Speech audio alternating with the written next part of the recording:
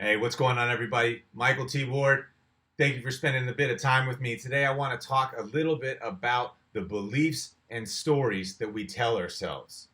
These things are the beliefs that we carry around are beliefs that were taught to us from a very young age. It's basically like being programmed from everyone that you came into contact with, whether it was your parents, your church, your community, your friends, television, the coaches, teachers, you name it.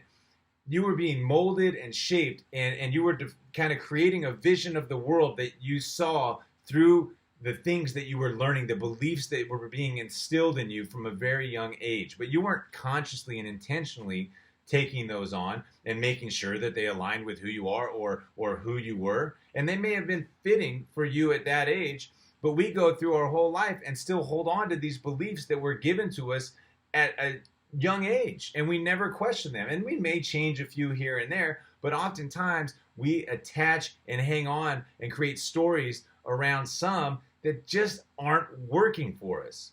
And they become part of our identity. And once it's part of our identity, people go to extreme lengths to maintain that identity.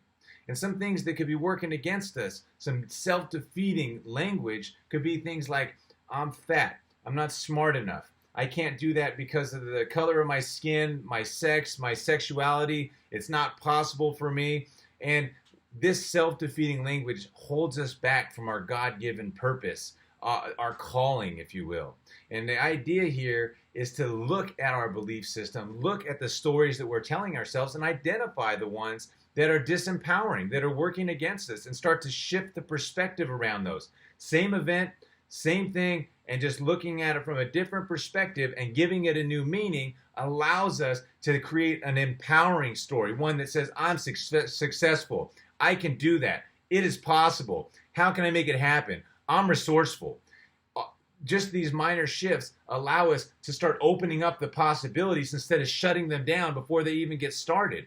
And once you start to be open to the possibilities, you start breaking down these self-imposed restrictions around what's possible for your life. It's like breaking out of an eggshell. And once you crack a little hole in that, you get a glimpse outside of what's really possible for your life. You're like, fuck this. This is all coming down. I'm going that way. And that is the point that I'm trying to make, is that once we are able to really evaluate what we believe and what stories are telling ourselves, what's working for us and what's working against us, we can start to break down those walls and really begin to see what's possible. And once we see that, hey, then we're on our way. There's no stopping us. So I want to ask you to take a minute and think about some of the stories that you've been telling yourself on repeat over the years, things that you've assigned a meaning to and have impacted you deeply.